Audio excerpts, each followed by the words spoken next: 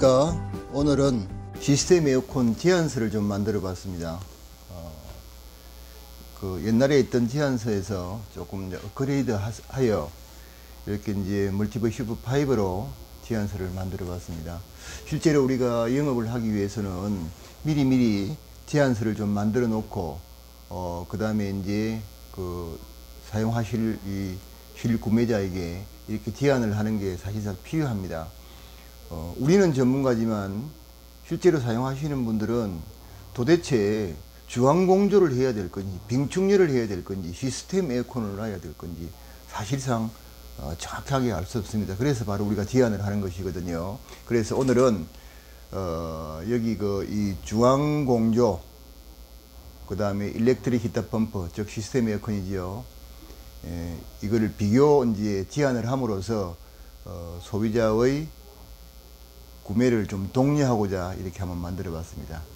자, 다음 거 한번 보시겠습니다. 이제 크게 세 가지로 개별 공조, 그 다음에 중앙 공조, 그 다음에 흡수식 냉온수기, 축열. 그러니까 결국은 개별 공조, 그 다음에 축열식, 빙축열이라 그러죠. 그 다음에 이제 흡수식 냉온수기 세 개를 가지고 비교를 좀 해보겠습니다. 이제 이 세 가지 부분이 대부분이 대형 빌딩에서 냉난방을 하는 방식입니다. 실외기를 일정한 장소에다가 이렇게 모듈식으로 놓고 그 다음에 동배관을 이용해서 각 실에 필요한 에어컨을 놓는 것이죠. 지금은 뭐 흔히 대부분이 이런 방식으로 다 되어 있습니다. 아주 초대형 빌딩에는 이게 좀 관리하기가 좀 애매해서 이렇게 못하는 경우도 있는데, 사실상 이걸 해보면 EHP를 해보면 굉장히 관리하기도 편하고 그 다음에 비용도 적게 들고 굉장히 좋습니다. 자, 그 다음에 이제 빙축열 시스템. 자, 빙축열은 주로 이제 지금은 이 빙축열을 많이 사용하고 있지 않는데요. 이제 교회 같은데 이런데 빙축열을 설치한 경우가 많습니다. 이게 이제 빙축열이 나오게 된 동기가 야간에 이제 그러니까 발전소에서 일단 만들어진 전기는 지금 현재까지 대량으로 그 전기를 그대로 이렇게 모아두는 시스템은 없지 않습니까? 최근에 이제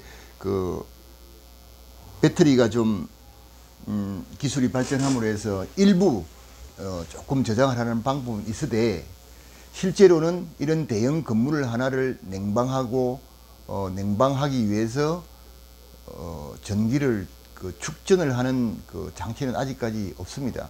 그래서 밤에 필요 없는 심야 전기를 이용을 해서 대형 냉각기를 이용해서 얼음을 만들었다가 이제 주간에 그 얼음을 녹이면서 냉방을 하는 방식이 바로 이게 빙축열 방식입니다. 보시다시피 이거는 이제 난방이 또 되지 않기 때문에 난방은 기름으로 하든지 그 다음에 가스를 하든지 또 보일러를 설치해야 되는 그런 좀 이중적으로 돈이 많이 들어가는 이 시스템이거든요. 그래서 최근에는 이런 시스템을 거진 사용하지 않고 기존에 사용했던 이 시스템을 철거를 하고 이제 요즘 개별 공조 중에서도 AHU 에어 핸들링 유니트가 나오거든요. 이제 그 방식으로 개조를 하는 경우도 많습니다. 다음은 흡수식 냉온수기지요. 대형 건물에 제일 많이 설치를 했던 이게 바로 흡수식 냉온수기입니다. 이거는 이제 이 흡수식 냉온수기도 실제로는 능률이 그렇게 많이 나오지 않습니다. 단지 이제 전기를 많이 먹지 않기 때문에 이 방법을 사용하기는 하는데, 제가 이제 차츰차츰 이 이야기에 다음에 이제 이렇게 안내를 해드리는 걸 보시면 개별 공조, 그 다음에 빙축열, 흡수식 냉온수기의 장단점을 알 수가 있을 겁니다. 자, 다음 한번 보실까요? 자, 개별 공조, 그 다음에 빙축열, 보일러, 흡수식 냉온수기 세 개를 한번 비교를 해 보겠습니다. 자, 시스템의 구성에 대해서는 냉난방기, 그냥 일렉트릭 히터 펌프, 플러스 환기, 그 다음에 가습, 뭐 대용량 환기도 가능하겠죠. 지금은 그 각 메이커마다 전열 교환기와 현열 교환기를 만들어내고 있습니다. 가습은 사실상 일반 건물에서 이렇게 상업용 건물에서 가습을 이렇게 지급을 해서 설치하는 경우는 이제 드뭅니다. 왜 그러냐면 건물 내에 결국은 가습을 하기 위해서는 모든 수배관이 천정으로 흐르는데요. 이걸 관리하기가 쉽지 않죠. 한겨울에 이 수배관을 전부 복원을 해서 일정한 그 가습을 해준다는 건 상당히 어렵습니다. 그래서 지금 그 냉난방을 하는데 히터 펌프로 난방을 하고 환기, 뭐 대용량 환기 이런 방식으로 이제 개별 공조가 이루어지고, 그 다음에 이제 주 전원은 주 열원은 전기입니다. 전기를 먹고 돌아가는 거죠. 결국은 전기를 먹고 컴프레셔를 돌려서 외부에 있는 열을 히터 펌핑해서 실내로 보내서 난방을 한다는 거죠. 이제 장점에 대해서는 이거는 이제 각 실마다 에어컨이 설치가 되어 있을 경우에 그 실에 필요한 온도를 누구나 사용하시는 분들이 제어를 직접 할 수 있습니다. 그 다음에 이제 기계실이 특별하게 별도로 필요 없어요. 뭐 옥상이나 외부에 그 남아있는 공간을 이용하면 충분히 가능하거든요. 그 다음에 이제 그 같은 공간에 있는 공기를 이제 순환을 시키고 그 안에 환기 시스템이 달려 있다고 하면 그 실만 오롯이 별도로 옆실과 상관없이 제어가 된다고 보시면 되겠습니다. 그 다음에 이 시스템 에어컨을 별도로 특별하게 관리하는 사람이 필요 없어요. 다만 이제 에어컨이 그러니까 냉방 한 4개월 정도, 난방 한 4개월, 연간 한 8개월 정도 가동을 하기 때문에 이거를 유지보수를 해주는 사람은 필요하겠죠. 청소도 해주고, 그 다음에 혹시 차단기 쪽에 문제가 없는지, 뭐 냉매가 새는 곳이 없는지, 그 다음에 오염된 부분이 없는지, 이런 부분을 관리해 주는 사람은 필요를 하지만, 그 외에 이 에어컨을 일반적으로 이게 가동을 하는데 필요한 인원은 사실상 필요 없습니다. 그냥 그 인원이 그냥 사용하는 사람이 바로 관리하는 사람이라고 보시면 되겠죠. 그래서 초기 투자비가 저렴합니다. 그 다음에 이제 단점도 있죠. 실외기 설치 면적, 이게 이제 결국은 외부에 설치가 되어야 되고, 이제 전기를 주 연료를 사용하다가 보니까 수전 설비 이 비용이 많이 들어갑니다. 뭐 대용량을 하게 되면 이제 냉난방을 하기 위해서 변압기도 설치해야 되고 그런 비용은 들어가는데, 그리 해도 전체적인 거를 비교를 하면 그 단점보다는 장점이 상당히 많죠. 그 다음에 이제 그 빙축력 보일러, 빙축열은 이 앞 화면에서 제가 설명을 해드렸듯이 야간에 심야전기를 이용해서 냉동기가 돌아서 얼음을 대량으로 만들어 두었다가 주간에는 그 얼음을 녹여서 그 열을 이용해서 냉방을 하고, 난방은 보일러 이제 설치를 해야 되죠. 그 다음에 이제 뭐 필요하다면 뭐 이렇게 중앙환기 에어 핸들링 유닛들을 통해서 이제 각 실에 이제 방식은 이 방식은 여러 가지가 있습니다. 에어 핸들링 유닛들은 쉽게 말하면 닥트식으로도 가능하고, 뭐 주로 이제 닥트를 에어 핸들링 유닛 닥트로 이제 하지요. 그 다음에 이제 또 다른 방식이 있는데요. 그건 조금 이따가 이제 말씀드리기로 하겠습니다. 그 다음에 열어는 심야에 전기를 사용하지요. 그리고 이게 이제 심야 전기를 사용하게 되면 만일의 경우에 냉동기가 고장이 나서 문제가 생겼을 때는 참 대량 난감합니다. 그 다음에 이제 난방은 그 가스나 이제 뭐 석유나 뭐 경유나 이런 걸 사용해서 이제 난방을 하게 되겠죠. 결국은 이제 보일러가 들어가야 된다는 이야기죠. 예, 좋은 점이 있습니다. 이게 이제 에어 핸들링 유닛들을 쓰기 때문에 즉 가습이 필요할 때 에어 핸들링 유닛 AHU 안에만 그 가습을 해주면 전 건물에 다 이제 가습이 용이하죠.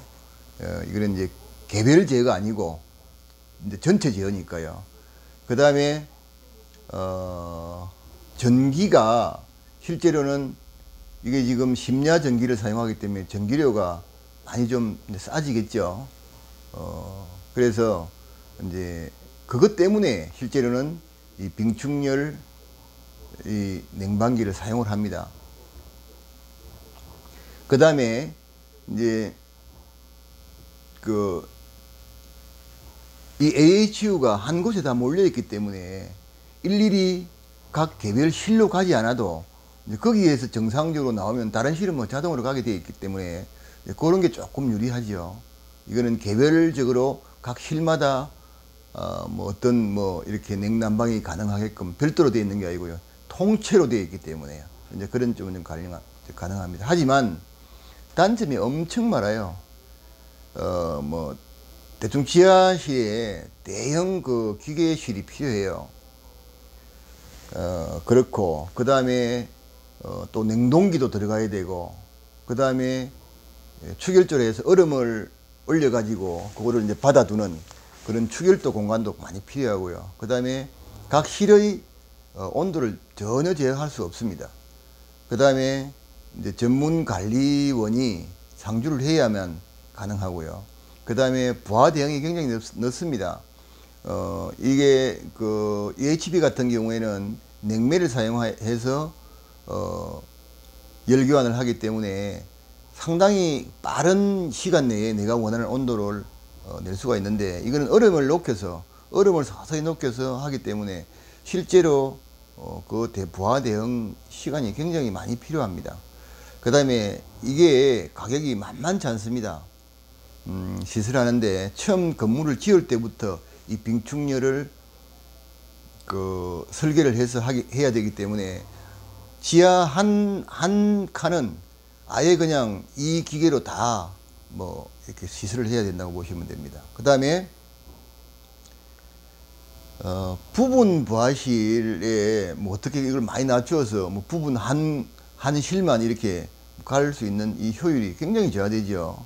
그 다음에 만일의 경우에 야간에 이거를 사용해야 될 것 같으면 모든 기계 정지시키고 얼음을 올려서 지금 비축을 해야 되는 이제 시간대이기 때문에 야간에만 사용하려고 그러면 굉장히 어렵습니다. 일부 이제 다른 방법으로 좀 사용하는 방법도 있는데요. 이제 그거는 차후에 말씀드리기로 하고, 그 다음에 이제 흡수식 냉온수기. 요건 이제 시스템 구성은 이제 이 기계 흡수식 냉온수기로 냉난방합니다. 대부분이 이제 이 가스를 이용하죠. 예, 흡수식 냉온수기는 가스를 이용합니다. 그 다음에 이것도 역시 마찬가지로 AHU 방식으로 사용하기 때문에 환기 가습이 용이합니다. 그 다음에 이것도 이제 전기가 들어가지만 이제 가스도 많이 들어갑니다. 물론은 요즘은 이제 대부분의 그 도시에는 그 도시가스가 들어가 있기 때문에 대부분 그 흡수식 냉온수기를 사용하는 곳은 대부분이 가스를 사용합니다. 그 다음에 장점에 대해서 알아보겠습니다. 이거 흡수식 냉온수기는 기계가 빙충열 시스템에 비해서 크기가 좀 적습니다. 하지만 뭐 그것도 뭐 만만치 않습니다. 만만치 않기는.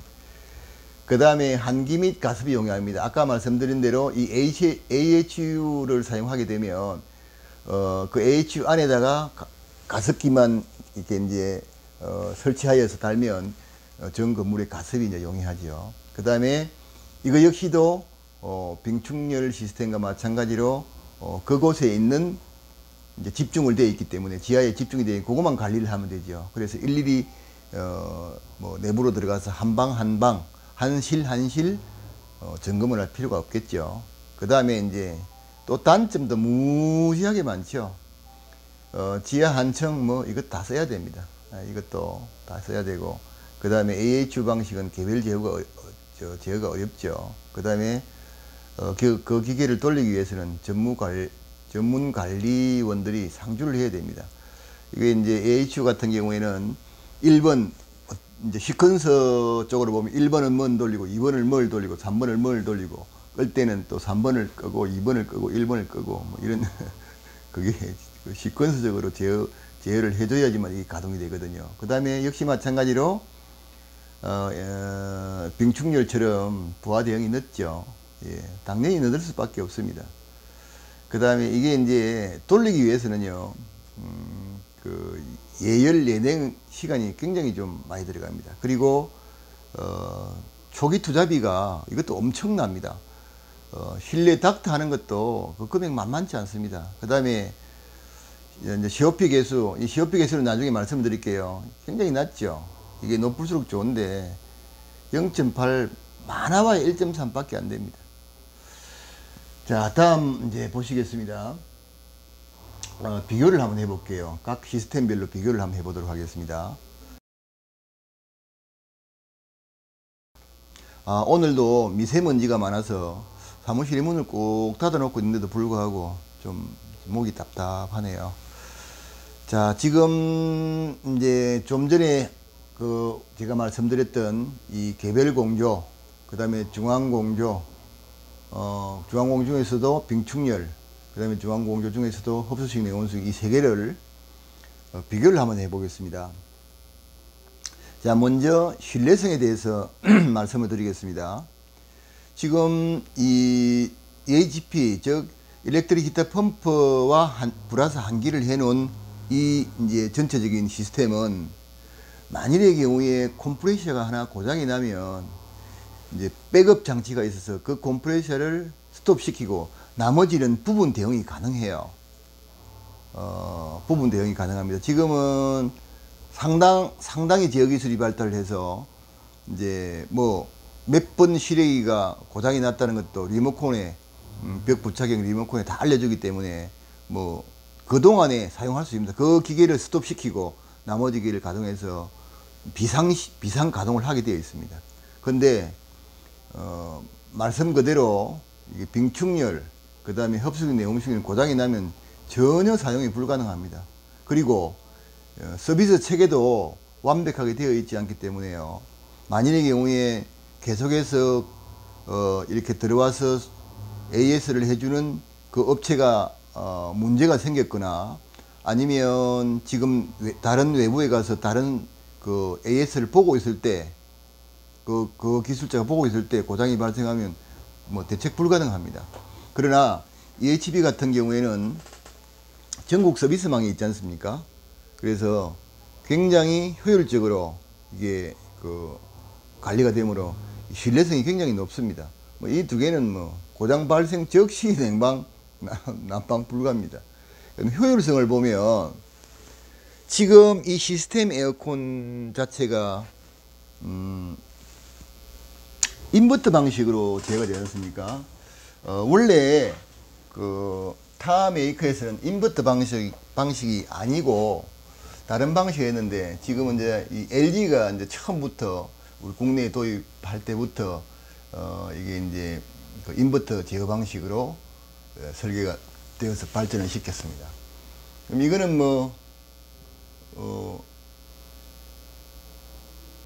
이제 이 효율성을 보면 인버터 제어 방식이고 냉매 사용 방식이기 때문에 실제로는 뭐 필요한 냉매가 실내기까지 가서 적정발기 가서 거기서 정발을 하기 때문에 효율이 굉장히 높아요. 그에 비하면 이게 두 개는 똑같아요. 흡수식 내온수ik이나 빙축열 시스템 같은 경우에는 닥트를 통해서 가기 때문에 닥트 손실이 엄청납니다. 그리고 뭐 존별 제어가 불가능하지요. 각 실별 제어가 불가능합니다. 그 다음에 이제 관리성은 사실상 시스템 에어컨을 전문적으로 빌딩에 관리하는 전문인이 여기 상주를 하고 있는 사람들이 없지 않습니까? 물론 이제 기계실에서 대형 건물 같은 기계실에서 이제 기본적인 이제 뭐 에라 관리라든지 이런 부분에 대해서 알고 계시는 분이 있는데, 여기처럼 중앙공조기처럼 이분들이 전문적으로 관리를 해야 되는 사람들이 상주를 하고 있지 않습니다. 그리고 이제 만일의 경우에 이 병충열 시스템이나 흡수식 내온수기가 문제가 생겼을 때는 반드시 이제 전문 기술자가 와야 됩니다. 특히나 흡수식 내온수기는 요 진공도가 매우 중요하거든요. 그래서 진공도가 매우 중요한데 일반인들이 감히 손을 대어서 뭐 수리하고 하기는 거진 불가능합니다. 그 다음에 이제 안정성에 대해서 이제 말씀을 드리겠습니다.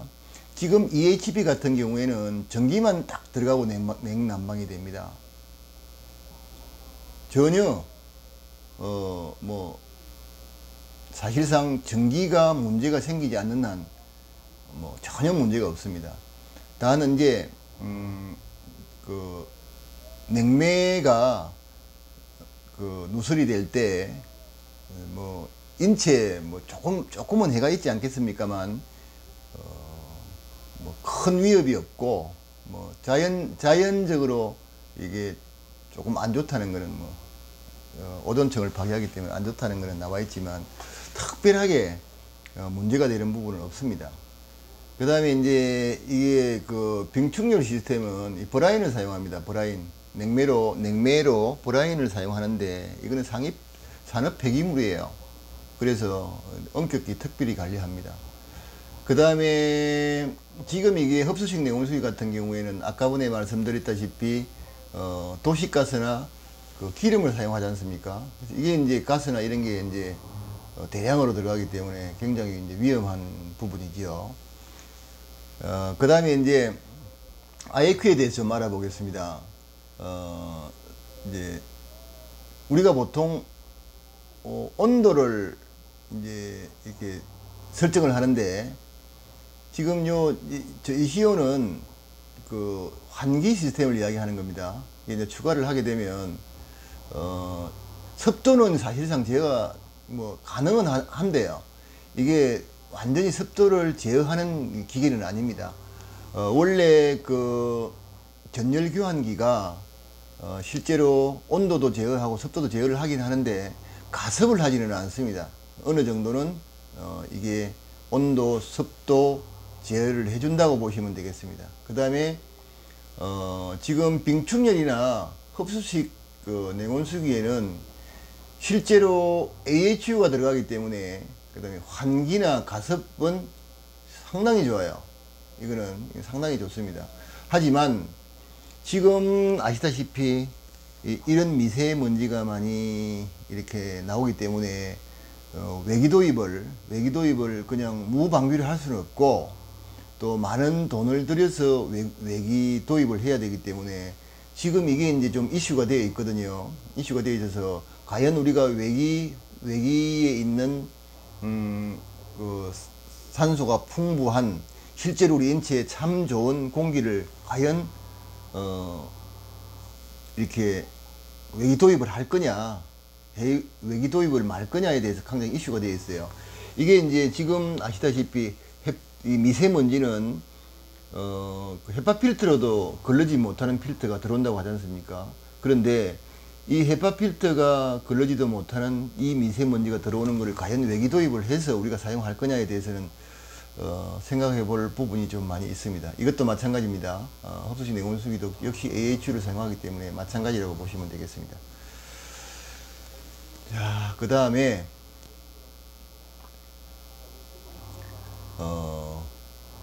냉방 속도에 대해서 한번 이제 말씀을 이제 해보겠습니다. 실제로는 여기는 바로 실외기와 실내기를 그러니까 냉매를 이용해서 바로 열 교환을 하기 때문에 굉장히 빠른 속도로 냉방이 가능해요. 예, 물론 이제 난방일 경우에는 외부에서 열을 펌핑을 해서 실내기까지 전달하는데 약간의 좀 시간은 도달하겠지만 지금은 제어 기술이 발달되고 그래서 굉장히 빠른 속도로 됩니다. 그 다음에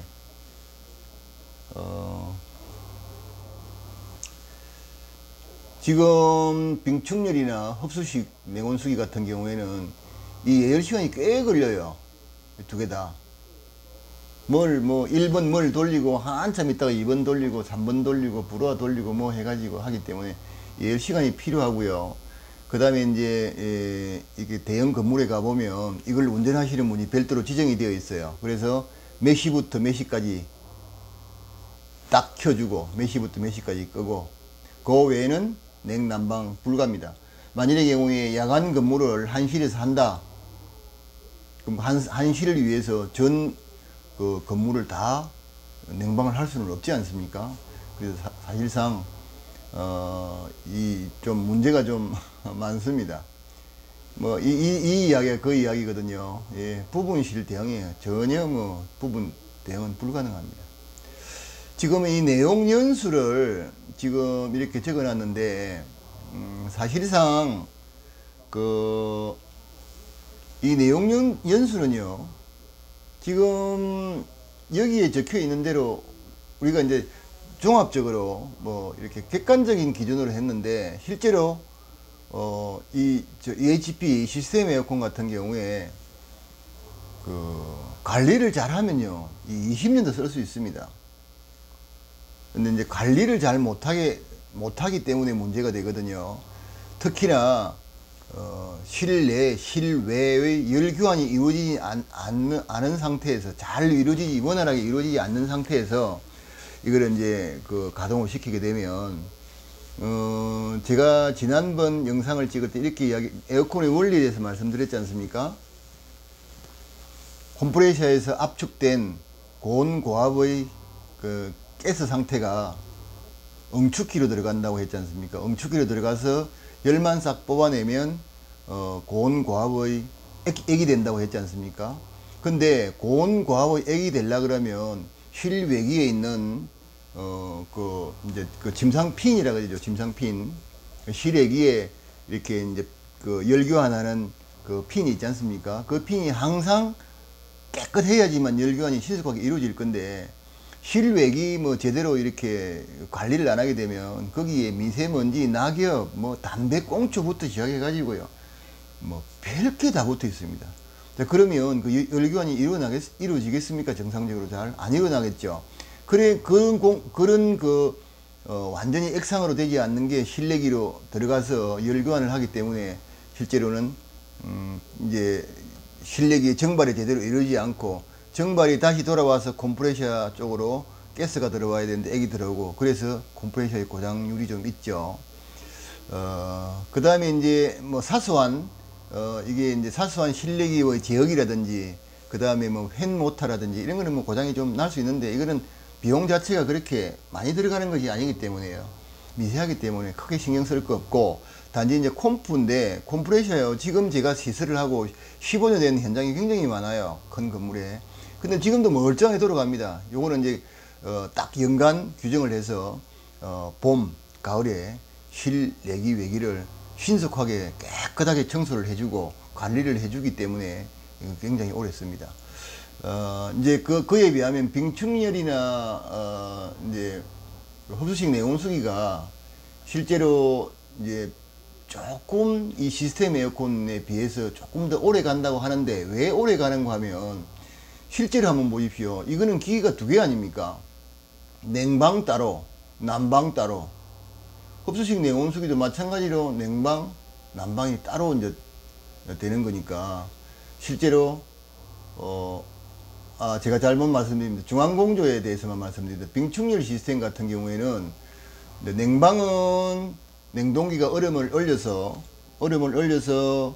이제 그 얼음을 별도로 보관을 했다가 이제 주간에 얼음을 녹여서 냉방으로 사용하고, 이제 동절기가 오면 보일러를 돌려서 난방을 하지 않습니까? AH를 통해서. 그런데 흡수식 냉온수기는 실제로는 이제 우리 시스템 에어컨과 같이 이 수명이 비슷해요. 그러나 주기적인, 대부분이 보면 연간 계약을 아마 할 겁니다. 연간 계약을 해서 굉장히 이렇게 상당히 전문 기술자가 와서 완전히 이게 관리를 해요. 물 다 씻어내고 뭐 굉장히 합니다. 그 다음에 이제 실외기가 놓이는 자리, 기계가 놓이는 이런 건물의 요 면적에 대해서 좀 알아보겠는데요. 실제로 시스템 에어컨 같은 경우에는 외부에서 열 교환을 해야 되기 때문에 실내에 두기는 좀 어렵습니다. 순행식으로 하면 가능하긴 한데, 또 별도의 장치가 들어가니까 보통 보면 옥상이나 아니면 1층에 그냥 이렇게 존별로 이렇게 놓게 되는데, 그래서 실외기실이 필요 없어요, 별도로.